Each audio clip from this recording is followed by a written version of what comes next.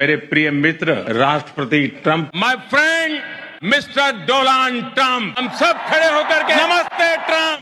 तो रुको जरा, सबर करो। बात सुनो, यूएस एड से बच के रहना, ठीक है? यूएस एड से बच के रहो। $21 million going to my friend Prime Minister Modi in India to भाई मारो मुझे, मुझे मारो।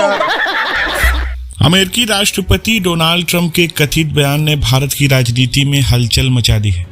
उन्होंने दावा किया है कि अमेरिका की सरकार एजेंसी यूएसएड ने भारत को $21 मिलियन की वित्तीय सहायता दी, जिसका इस्तेमाल वोटर टर्नआउट बढ़ाने के लिए किया गया। इस बयान के बाद विपक्षी दल खासतौर पर कांग्रेस ने मोदी सरकार से जवाब मांगना शुरू कर दिया।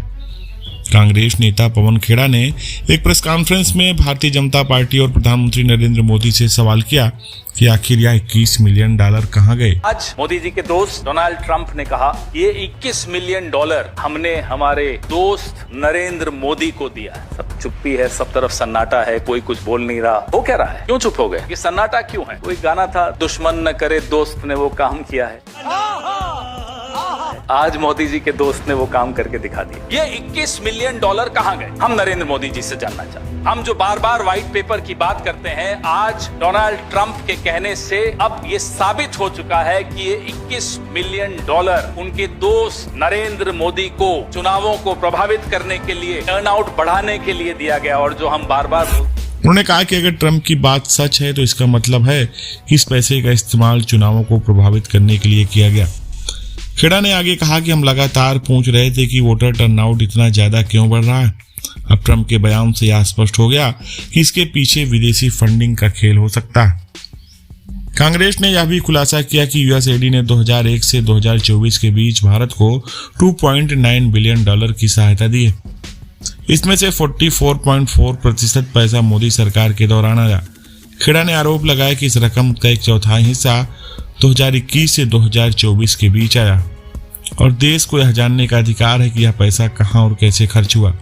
उन्होंने मांगा कि मोदी सरकार श्वेत पत्र जारी करे ताकि जनता को पता चले कि इस फंड का इस्तेमाल कैसे किया गया। डोनाल्ड ट्रंप ने ईवीएम यानी इलेक्ट्रिक वोटिंग मशीन को लेकर भी टिप्पणी की, जिससे यह विवाद और गहरा गया। भारत में पहले भी ईवीएम की विश्वसनीयता पर सवाल उठते रहे, लेकिन अब जब अमेरिका राष्ट्रपति ने इस पर सवाल उठाया तो विपक्ष इसे एक बड़ा मुद्दा बना रहा है। कांग्रेस ने आरोप लगाया कि बीजेपी सरकार में ईवीएम की निष्पक्षता पर सवाल उठना कोई नई बात नहीं।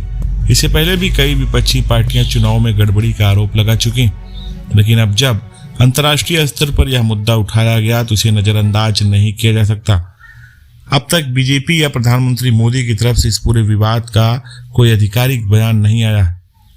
कांग्रेस का कहना है कि अगर आरोप बेबुनियाद हैं तो सरकार को खुद सामने आकर सफाई देनी चाहिए।